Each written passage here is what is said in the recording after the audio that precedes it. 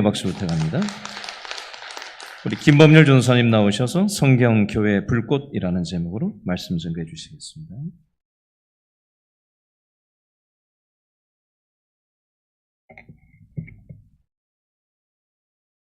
연인들 사이에 달콤한 사랑의 언어가 있습니다.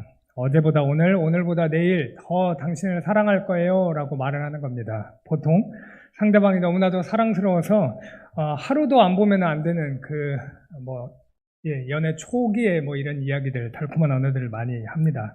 근데 그렇게 사랑해서 결혼을 했는데 결혼 생활이 1년, 2년 가면 갈수록 뭔가 이 사람을 향한 사랑이 예전 같지 않다라는 생각이 들 때가 있습니다. 물론 제 얘기는 아니고요. 사실 사랑의 형태가 불붙는 열정과 같은 그런 사랑만 있는 것은 아닙니다. 관계가 더욱 깊어지다 보면요, 신뢰가 커지고 안전해지면서 오는 익숙함도 있고 또 어떤 편안함, 이런 것도 분명히 사랑의 한 형태입니다. 근데 오늘날에는 그 사랑이 얼마나, 익숙함의 사랑, 편안함의 사랑이 얼마나 중요한 건지를 너무 모르는 것 같습니다. 눈빛만 마주쳐도 저 사람이 뭔 생각을 하고 있는지, 같이 함께하는 세월이 많으면 많을수록 그런 것들이 쌓이지 않습니까? 그런 것들, 익숙함, 이런 것도 굉장히 중요한 사랑의 한 형태입니다. 불붙는 열정적 사랑이 작아졌다고 해서 꼭 전체적인 사랑의 크기가 작아진 것은 결코 아닙니다. 그러나 어떤 경우에는요, 이런 형태, 저런 형태의 사랑을 다 고려해 봤을 때 진짜 사랑의 크기가 쪼그라들고 작아져 버리는 경우가 있습니다. 그리스도인의 신앙생활도 마찬가지라는 걸 말씀드리고 싶습니다. 소망 없는 죄인이 삼위 하나님의 그 놀라운 은혜가 처음 깨달아졌을 때가 있습니다. 그래서 성삼위 하나님과 하나님의 구원만을 붙잡고 매달리는 그 회심을 경험할 때 정말 밥을 먹지 않아도 행복하고 그냥 하나님 생각만 해도 기쁘고 길가에 있는 꽃만 봐도 그냥 눈물이 떡뚝 떨어지고 감사하는 마음을 경험했던 분들이 많습니다. 제가 지난주에 서인영 권사님의 어떤 나와서 말씀하시는 걸 듣지는 못했는데 그런 말씀을 하셨다고 들었습니다. 처음에 회심을 하게 됐을 때 너무나 감격이 커가지고 어떤 것만 있어도 모든 것이 그냥 하나님께 대한 감사로 나타나는 그런 때가 있었다고 들은 바가 있습니다. 소위 첫사랑이라고 합니다. 신앙의 첫사랑이요. 근데 신앙생활이 1년, 2년, 5년, 10년 길어지다 보면은 하나님을 향한 나의 사랑이 예전 같지 않다라는 생각이 들 때가 있습니다. 마찬가지로 하나님을 향한 우리의 사랑도요, 뜨거운 감정적인 사랑이 분명히 있습니다. 그러나 하나님을 향한 사랑이 꼭 그런 감정적인, 열정적인 사랑만 있는 건 아닙니다. 예를 들어서 평안한 샬롬의 사랑이 있습니다. 하나님께서 공급해 주시는 그 평안을 누리면서 평안함을 느끼는 샬롬의 사랑이 있을 수 있고, 또 하나님께서 나에게 베풀어 주신 것이 너무 크니까 나 이제 하나님께 헌신하고 싶습니다 하고 충성을 다하는 충성적인 사랑, 그것도 사랑의 한 표현입니다. 따라서 이런 모든 여러 가지 형태의 사랑을 고려해 봐서 하나님을 향한 나의 사랑이 어떻다라는 것들을 생각해 볼 수 있을 것입니다. 그러나 어떨 때는 진짜 모든 형태의 사랑을 다 고려해 보더라도 하나님을 향한 나의 사랑이 너무나 쪼그라들었다, 왜 이렇게 작아져 버렸을까 하고 슬퍼하고 한탄을 할 때가 있습니다. 분명히 주님과 함께 하고 있는데 심사가 뒤틀릴 때가 있고, 분명히 내가 주님과 함께 하고 있는 것 같는데 가슴 저미도록 슬픈 날이 있습니다. 분명히 나는 주님과 함께 하고 있는데 우울해서 모든 것을 다 포기하고 집어 던져버리고 싶을 때가 있고, 분명히 나는 하나님과 주님과 함께 하고 있는데 주님이 너무나도 아득히 멀리 계시는 것만 같아서 도대체 안 계시는 거 아니야 라는 생각이 들 때가 있다는 것입니다. 이거는 우리의 경험을 통해서 이야기하는 것이 아닙니다. 경험도 물론 있습니다만은 성경을 통해 알 수 있는 사실입니다. 오늘 읽었던 시편 말씀 앞쪽에 19편 7절 상반절 말씀을 제가 읽겠습니다. 여호와의 율법은 완전하여 영혼을 소성시키다, 다시 돌아오게 하다, 다시 회복시키다 라는 뜻을 가지고 있는 것이 바로 이 소성이라는 단어입니다. 생각해 보겠습니다. 만약에 신앙생활이 시작된 이후에요, 요즘 뭐 밥상 물가, 식당 물가 올라가는 것처럼 떨어지지 않고 계속 올라가기만 한다면은 아무 걱정이 없을 겁니다. 그러나 그런다면은 영혼이 다시 회복될 필요도 없습니다. 계속 하나님을 향한 사랑이 커지기만 할 테니까요. 그러나 현실은 그렇지 않다는 것입니다. 어떨 때에는 우리는 영적 침체라는 것을 겪게 되고 마치 하나님이 너무 멀게 계시는 것만 같은 시간들을 느끼게 된다는 것입니다. 그래서 우리는 영혼이 침체가 되었을 때 어떻게 회복할 수 있는가에 대해서 생각을 해봐야 합니다. 예컨대요, 직장 문제나 아니면 월급 문제가 있을 수도 있고 계약 문제, 건강 문제, 자녀 문제, 배우자 문제 등등 여러 가지 고난이 있는데 이런 문제들을 통해서 사탄은 끊임없이 계속해서 공격을 해옵니다. 이때 그리스도인의 영혼은 침체의 늪에 빠지게 되는 경우들이 있습니다. 베드로전서 5장 8절 표현대로라면은 사탄은 우는 사자처럼 삼킬 자를 계속해서 두루 살펴보고 있습니다.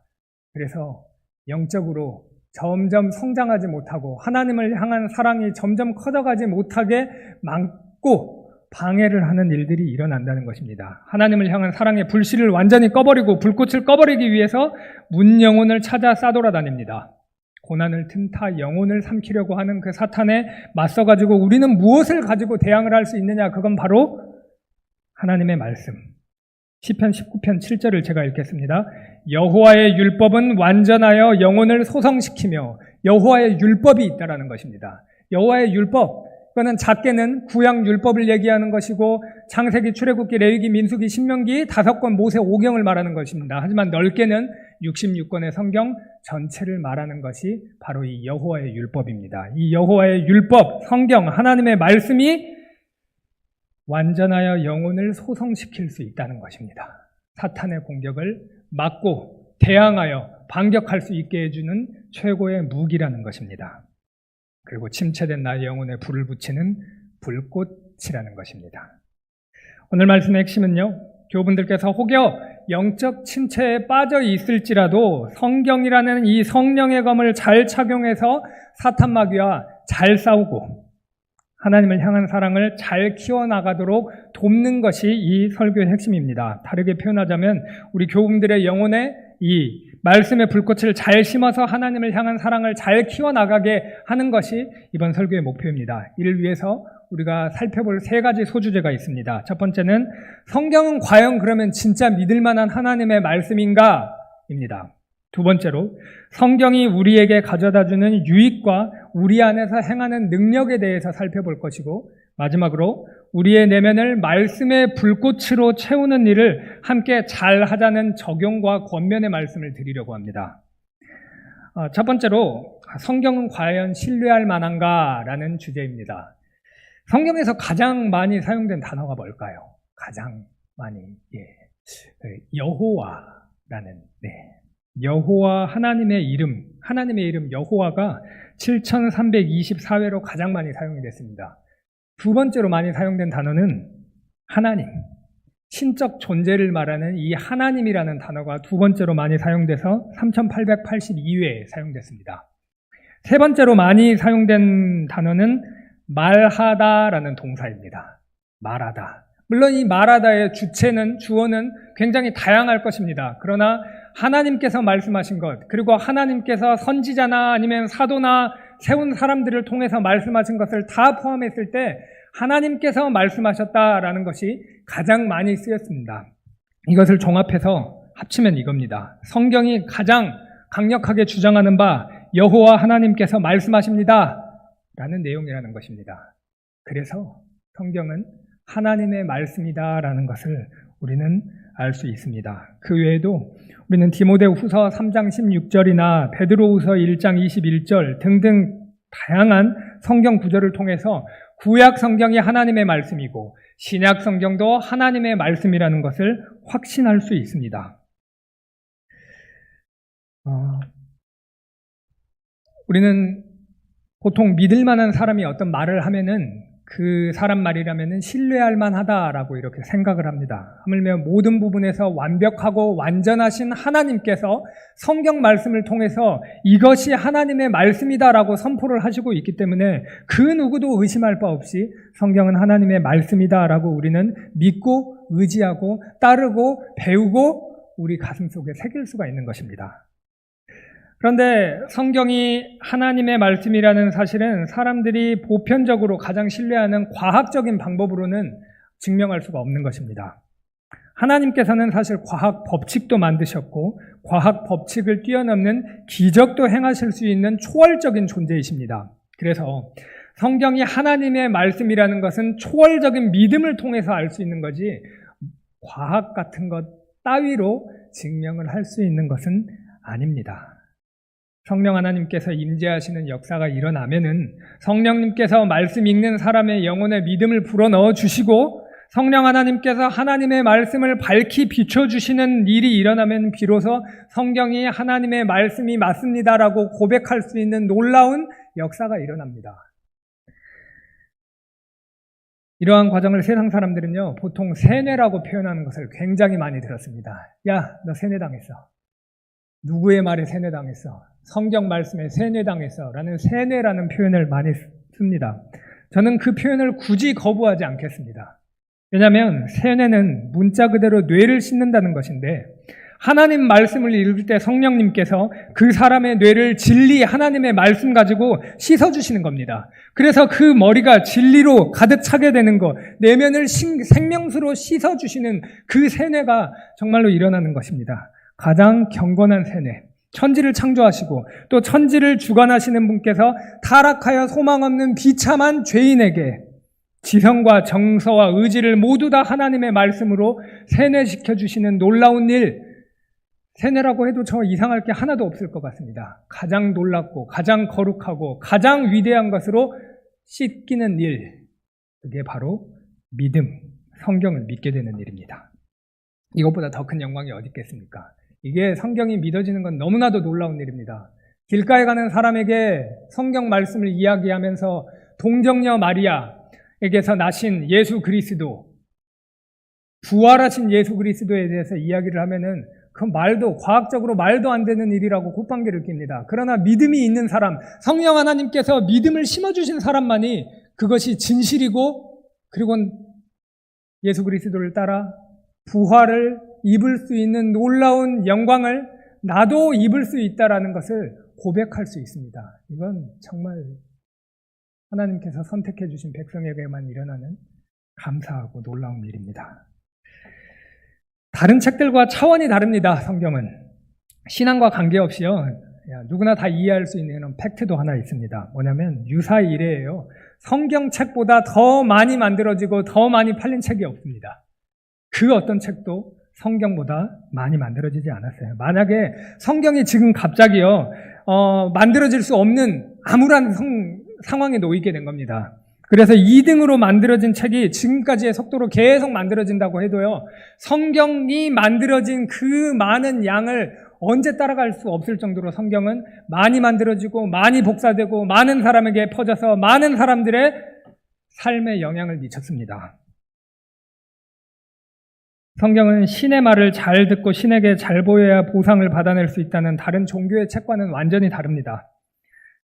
인간은 완전히 소망 없는 죄인이지만 신의 아들을 내어주어서 참된 소망을 친히 만들어줄 거라는 초월적인 신적 은혜, 그거를 담은 유일한 책입니다. 가장 많이 만들어진 책, 가장 많은 사람들에게 가장 큰 영향력을 미친 책이 성경이기 때문에 우리는 성경이 하나님의 말씀이라는 것을 또 한 번 확신할 수 있는 것입니다. 이토록 놀라운 성경이요, 우리에게 끊임없이 많은 것들을 영혼에 공급을 해주는데 하나님 사랑에 기뻐하고 하나님을 향한 사랑을 키워준다라는 놀라운 능력이 있습니다. 성경은 먼저 우리에게 생명을 줍니다. 신명기 32장 46절 47절 말씀을 보면은 그들에게 이르되 내가 오늘 너희에게 증언한 모든 말을 너희의 마음에 두고 너희의 자녀에게 명령하여 이 율법의 모든 말씀을 지켜 행하게 하라. 이는 너희에게 헛된 일이 아니라 너희의 생명이니 라고 말씀하고 계십니다. 우리가 하나님의 말씀을 믿고 하나님의 말씀을 따르고 순종하는 것은 보통 일이 아닙니다. 하찮고 헛된 일이 아니라 사람이 죽고 사는, 그리고 영원히 죽고 사는 생명의 일이라는 것을 지금 말씀은 말씀하고 있습니다. 종교개혁자 마틴 루터에게 영적인 새 생명을 줬던 말씀이 있습니다. 죄인에게 임한 하나님의 사랑을 깨닫게 했던 놀라운 말씀, 오직 의인은 믿음으로 말미암아 살리라 라는 그 말씀이요. 그리고 저도요, 죄의 문제 때문에 너무 힘들었어요. 아무리 생각해도 제가 너무 영 죽을 죄인이라는 게 느껴지는 겁니다. 어떻게 하나님 앞으로 나아가야 될지 도저히 모르겠는 거예요. 그냥 저 같은 존재는 그냥 거룩하신 하나님 앞에서 죽어야 마땅한 존재인데, 그런데 나는 죽고 싶지 않은데 하나님께서는 나에게 무슨 길을 열어주셨을까에 대해서 굉장히 고민을 했던 때가 있습니다. 그때 저에게 생명을 줬던 말씀도 말씀입니다. 로마서 말씀입니다. 그러므로 우리가 믿음으로 의롭다 하심을 받았으니 우리 주 예수 그리스도로 말미암아 하나님과 화평을 누리자. 또한 그로 말미암아 우리가 믿음으로 서 있는 이 은혜에 들어감을 얻었으며 하나님의 영광을 바라고 즐거워하느니라. 로마서 5장 말씀이죠. 말씀은 생명을 줍니다. 영원한 생명을 공급해 줍니다. 또 말씀은 소망을 줍니다. 생명이 공급되는 통로, 이 믿음이죠. 우리는 믿음이 없이는 하나님의 말씀이 주는 어떤 생명 같은 것들을 받을 수가 없습니다. 그러나 하나님께서 믿음도 주셔서 그 믿음을 가지고 하나님의 말씀에 담겨있는 생명을 얻습니다. 그러면 생명만 얻느냐? 아니라는 겁니다. 소망을 얻습니다. 요한복음 20장 31절 말씀입니다. 오직 이것을 기록함은 너희로 예수께서 하나님의 아들 그리스도이심을 믿게 하려 함이요 또 너희로 믿고 그 이름을 힘입어 생명을 얻게 하려 함이라. 기록된 말씀을 읽을 때 우리가 이 받을 수 있는 생명 그 이상의 것, 소망에 대해서 하나 더 보고는 로마서 5장 3절 4절 말씀입니다. 우리가 환난 중에도 즐거워하나니 이는 환난은 인내를, 인내는 연단을, 연단은 소망을 이룰 줄 알미로다. 예전에 그 독일 나치가 유대인들을 수용소에 감금을 해서 학살을 했던 것은 많이 다들 잘 알고 계시는 내용입니다. 근데 잘 버티고 있던 포로들이요, 실험체에 끌려가지도 않았는데 갑자기 무더기로 죽는 일이 발생을 했습니다. 이유가 이랬습니다. 그때 당시에 그 유대인 수용소 안에서 이런 소문이 돌았다고 합니다. 조금 지나면은 몇 월 며칠에 그때 나치가 무너질 거다라는 소문이 돌았던 겁니다. 근데 그날이 딱 됐어요. 근데 나치가 안 무너졌던 겁니다. 그러니까 이 사람들이 갑자기 소망이 없어진 거예요. 그동안은 내가 그때 풀려나겠다라는 소망이 있었는데 그 소망이 깡그리 사라지고 나니까 살 의욕을 잃어버리고 아무 실험을 당한 것도 아니었는데 의욕 상실로 그냥 죽었던 겁니다. 근데 진짜 사실 그 날 이후로 얼마 지나지 않아가지고 나치는 망했습니다. 조금만 더 버티면 살 수 있었던 거였죠. 해방을 당할 수 있었던 거였습니다. 그 희망의 힘입니다. 희망이 있을 때, 내 삶이 더 나아질 거라는 확실한 희망이 있을 때 우리 사람은 사람답게 견디면서 살 수 있는 힘을 얻습니다. 그러면 근본적으로 예수 그리스도를 믿지 않는 사람이 어떤 희망을 가질 수 있느냐는 겁니다. 왜냐? 이 또한 지나갈 수많은 고난 끝에 겪어야 될 죽음이라는 것, 이것을 피해갈 수 있는 사람이 아무도 없다는 겁니다. 게다가 믿지 않는 자에게는 죽음 이후에 지옥이라는 끔찍한 영원한 형벌이 있다는 것도 하나님께서 말씀하시는 것입니다. 이런 상황에서 무엇을 가지고 희망을 얻을 수 있습니까? 뭘 희망으로 붙잡고 우리가 삶을 살아갈 수 있느냐는 것입니다. 진정한 소망은 오직 예수 그리스도께 있는 것입니다. 예수 그리스도께서 베풀어 주시는 소망.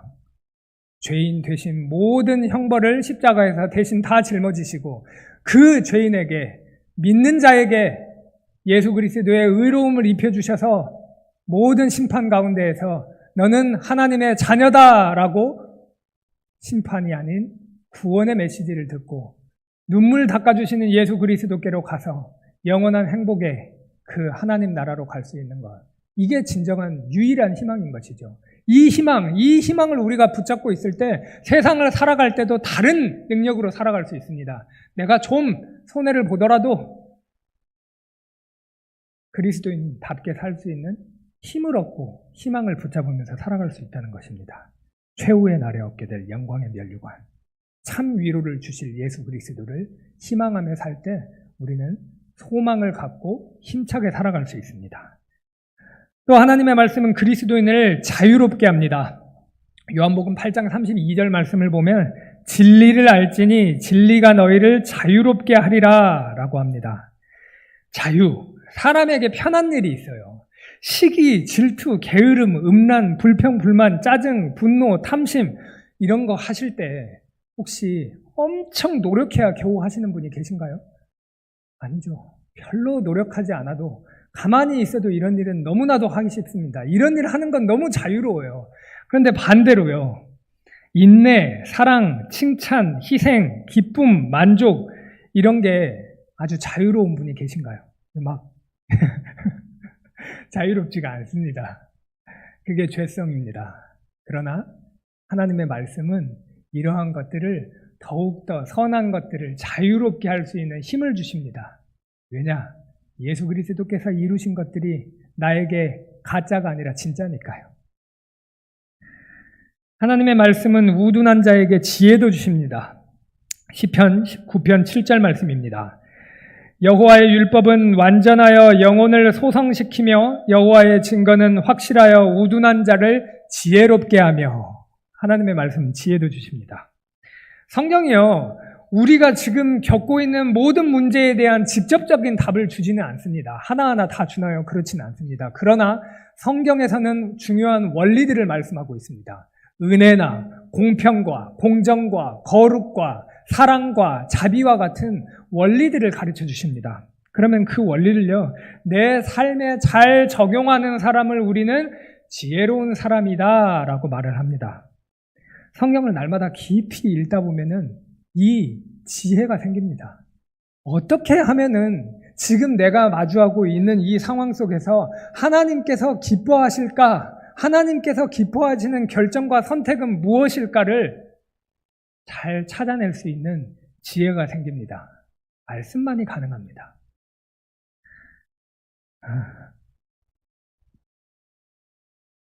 그리고 무엇보다도 가장 큰 지혜는 이겁니다. 우리 사람의 삶은 방금 말씀드린 것처럼 100년 남짓밖에 안 되잖아요. 100년 남짓 되면은 다 육체는 흙으로 돌아가 버립니다. 근데 되게 꼭 실명을 거론해서 좀 그분께는 죄송하긴 한데 워렌 버핏을 아실 겁니다. 그분이 오마하의 현인이라고 불립니다. 오마하라는 지역에서 출생을 하신 분인데 너무나 돈 버는 수단들을 잘 알고 있어서 지혜로운 사람이다라고 이야기를 합니다. 그리스도인 중에서는요, 지금 당장 밥그릇 채우기도 힘들고 내 당장 입에 풀칠하는 것도 힘든 그리스도인들이 많이 있습니다. 그러면요, 믿음 없는 세계의 거부가 더 지혜롭습니까? 아니면은 입에 풀칠도 하기 힘든 그리스도인이 더 지혜롭습니까? 세상 사람들은 자기 입에 풀칠도 못하는 그리스도인을 지혜롭지 못하고 무능하다고 욕할지도 모르겠습니다. 그러나 예수 그리스도께서 오시는 그날 심판대 앞에서 진짜 지혜롭다라는 말을 들을 사람은 그리스도를 믿는 믿음을 가지고 있는 사람입니다. 하나님의 말씀은요, 사탄의 능력을 압도합니다. 사탄은 집요하게 하나님과 사람 사이를 갈라놓으려고 합니다. 사람이 하나님을 사랑하려는 마음을 이렇게 갖기 위해서는 먼저 하나님께서 우리에게 사랑을 주셨다는 것을 믿는 것이 필요하죠. 근데 그 믿지 못하게 계속 방해를 합니다. 그때 요한일서 2장 14절 말씀입니다. 내가 너희에게 쓴 것은 너희가 강하고 하나님의 말씀이 너희 안에 거하시며 너희가 흉악한 자를 이기었음이라. 하나님의 말씀이요, 사탄을 이길 수 있는 힘을 준다는 것입니다.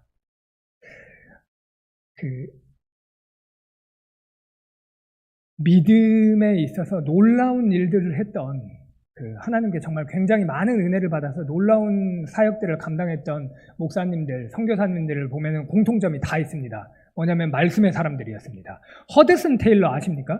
이 중국에 가서 중국 내지에서 선교를 해서 엄청나게 많은 중국인들이 예수 그리스도께로 돌아오는 놀라운 일들을 할 수 있게 도구로 쓰임을 받았던 선교사님입니다. 근데 그 선교사님의 아들이 선교사님의 삶에 대해서 이렇게 쓴 글이 있습니다.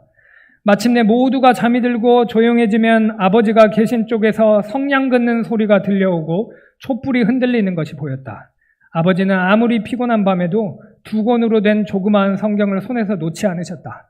주야로 읽었던 성경 말씀이 날카로운 영적 칼날이 되어 허드슨 테일러 선교사님의 손에 들렸습니다.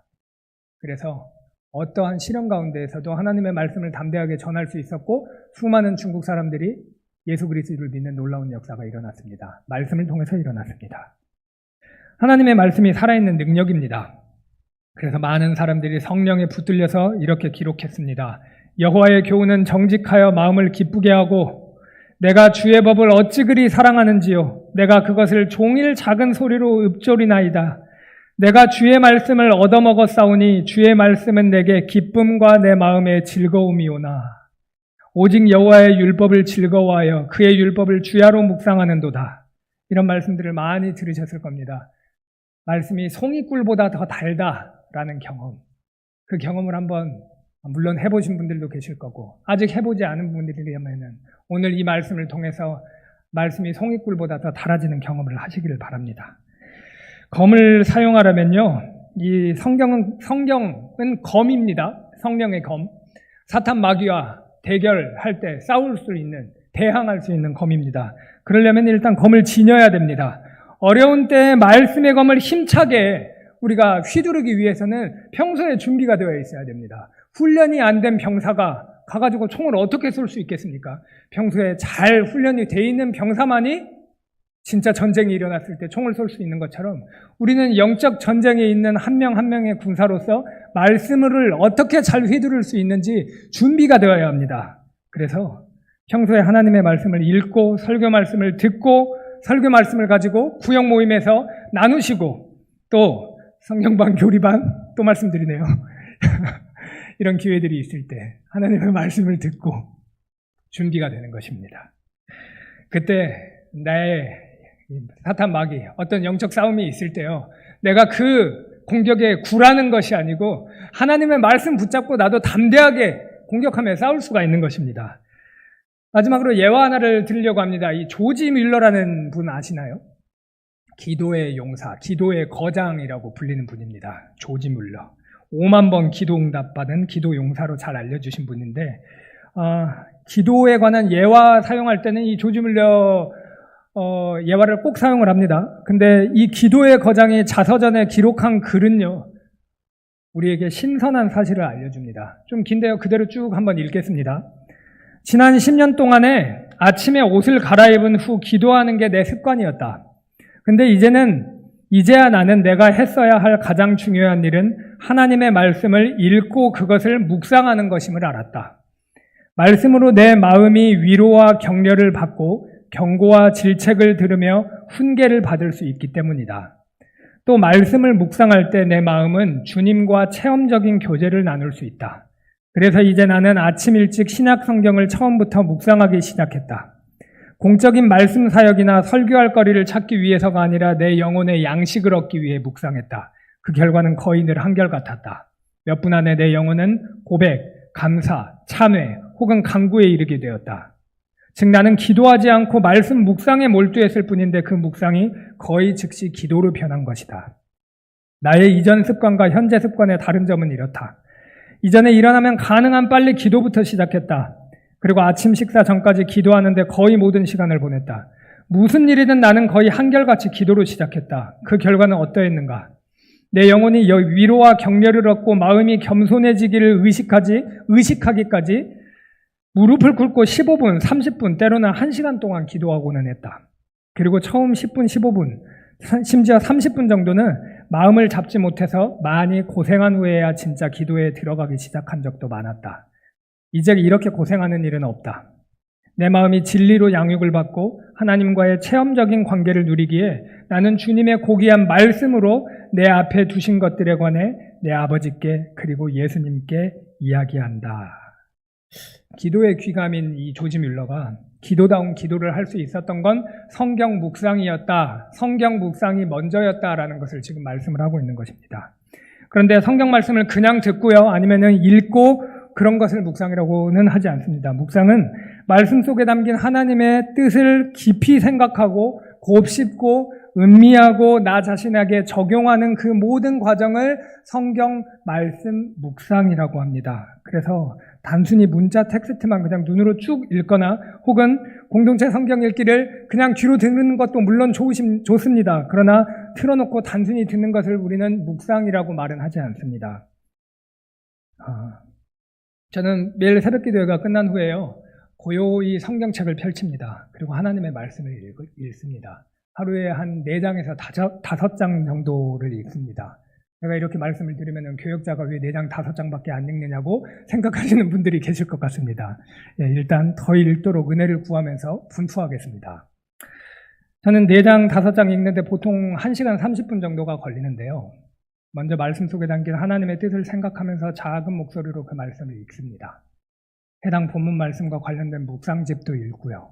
그래도 또 이해가 안 가는 부분들이 있으면 좋은 성경 주석들을 찾아보면서 이 말씀 속에 담긴 하나님의 말씀이 무엇인가를 생각합니다. 말씀 속 하나님의 뜻이 밝아지면요, 그 뜻을 거울 삼아서 제 믿음을 점검하고 그 말씀을 거울 삼아서 제 삶을 점검합니다. 마지막으로 말씀을 통해서 주신 하나님의 뜻이 내 영혼에 깊이 새겨져서 오늘 하루도 나 주님 말씀 따라 살 수 있게 해주세요라고 기도하는 것으로 하루의 말씀 묵상을 마무리합니다. 먼저는 말씀 읽기에 도전하시길 바랍니다. 말씀을 안 읽으면 신앙도 없고 생명도 없습니다. 읽는 것이 익숙해지면요, 이제 말씀을 대충 읽지 말고 깊이 묵상하시길 바랍니다. 말씀을 대충 읽으면은 신앙도 대충이고 삶도 대충이 됩니다. 말씀을 깊이 읽으시면 분명히 많은 질문과 고민들이 생길 건데 그 고민들을 가지고 함께 해결해 나가는 과정 가운데에서 말씀의 불꽃이 영혼에 불을 일으킬 것이고 불편한 현실과 쓴맛나는 상황을 뛰어넘는 사랑과 기쁨과 평안을 주님 안에서 누릴 수 있게 될 것입니다. 우리 길신교회가 성경 묵상 통해서 날마다 영혼이 소성하는 그런 놀라운 역사